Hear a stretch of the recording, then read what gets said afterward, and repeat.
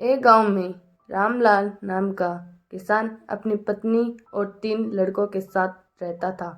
रामलाल खेतों में मेहनत करके अपने परिवार का पेट पालता था, लेकिन उसके तीनों लड़के आलसी थे, जो गांव में ऐसे ही इधर उधर घूमते रहते थे। एक दिन रामलाल ने अपनी पत्नी से कहा, अरे चंदा, मुझे तो इस बात की चिंता लगी रहती है कि अभी तो मैं खेतों में काम कर रहा हूँ, लेकिन मेरे बाद इन लड़कों का क्या होगा। इन्होंने तो कभी मेहनत भी नहीं करी है, ये तो कभी खेतों में भी नहीं गए हैं। आप चिंता मत कीजिए, ये भी धीरे धीरे काम करने लगेंगे। समय बीतता गया और रामलाल के लड़के कोई काम नहीं करते थे। एक बार रामलाल बहुत बीमार पड़ गया और वह काफी दिनों तक बीमार ही रहा। उसने अपनी अरे पत्नी से चंदा, कहा, जरा तीनों लड़कों को बुला कर ले आओ, मुझे उनसे कुछ जरूरी बात करनी है। जी, अभी बुला कर लाती हूँ। फिर चंदा तीनों लड़कों को बुलाती है। अरे सुनो बेटा, तुम्हारे पिताजी तुम्हें बुला रहे हैं। जी माँ जी, चलिए। फिर वह तीनों लड़के पिताजी के पास आ जाते हैं। जी पिताजी, आपने हमें बुलाया, बोलिए क्या बात है। सुनो बेटा, मुझे लगता है कि अब मैं ज़्यादा दिनों तक जीवित नहीं रहूँगा। इसीलिए बेटा, मैं तुम लोगों को बताना चाहता हूँ कि मैंने अपने जीवन भर का कमाया हुआ धन अपने खेत के नीचे दबा रखा है। मेरे बाद तुम उसमें से खजाना निकाल कर आपस में बांट रामलाल लेना। की यह बात सुनकर तीनों लड़के खुश हो गए। कुछ समय बाद रामलाल की मृत्यु हो गई। रामलाल की मृत्यु के कुछ दिनों बाद उसके तीनों लड़के खेत में दबा खजाना निकालने गए।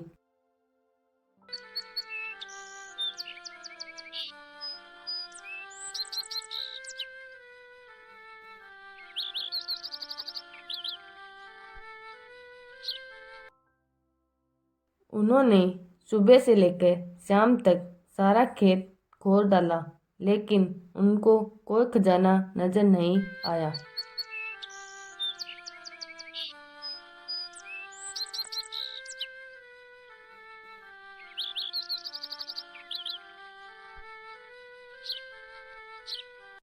लड़के घर आकर माँ से बोलते हैं, माँ, पिताजी ने हमसे झूठ बोला था, उस खेत में हमें कोई खजाना नहीं मिला।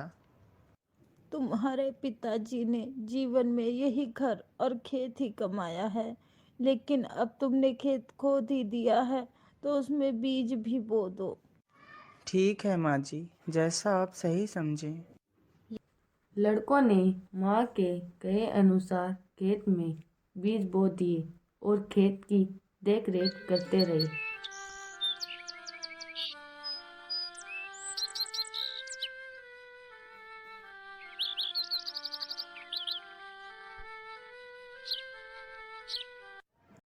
कुछ समय बाद उनके खेत में बहुत अच्छी फसल तैयार हुई।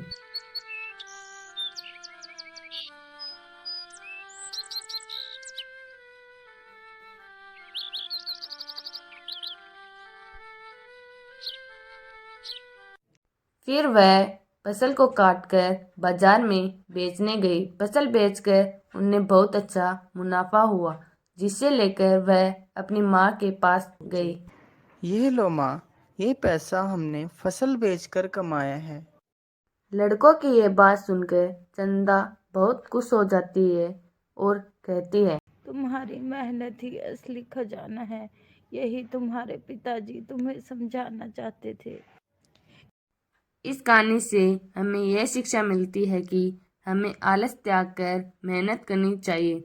मेहनत ही इंसान की असली दौलत है।